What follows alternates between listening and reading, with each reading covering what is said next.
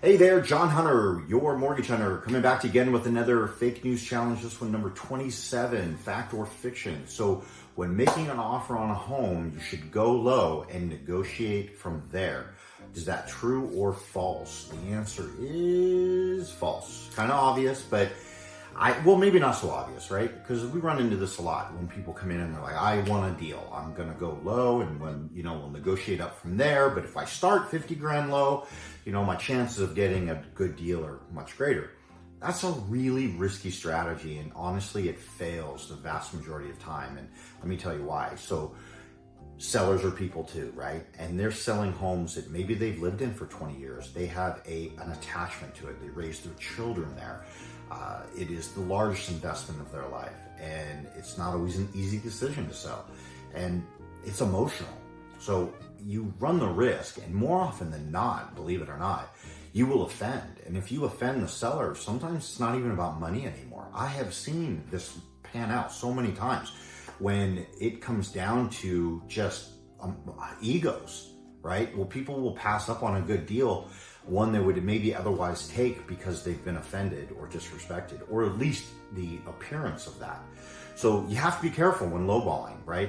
Now, of course, condition of the house, how long it's been on the market, what do the comparables say? Is it already overpriced to begin with?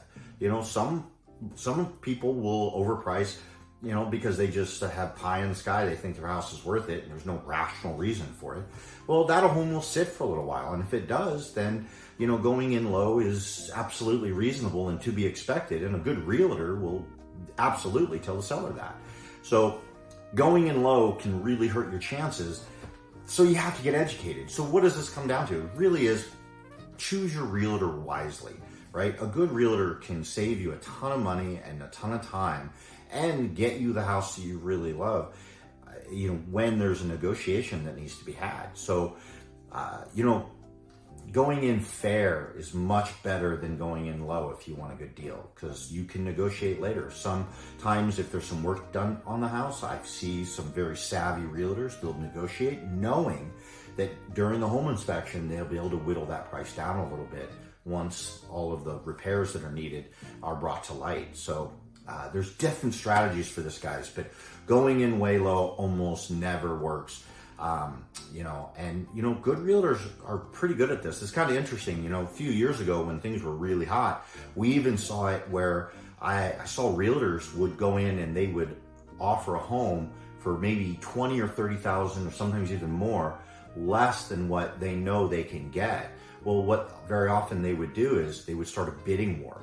And the next thing you know, it's up 20, 30, 40, sometimes even more, higher than what they originally thought, way higher than what they offered, but they got a lot of activity and excitement over pricing their home right. So get a good realtor, be realistic about your offer, educate yourself, look at what other homes in that area you're selling for, and just factor in everything into it. But going in low, just thinking that, hey, I'll come up later, is a very dangerous and more often than not a losing proposition. So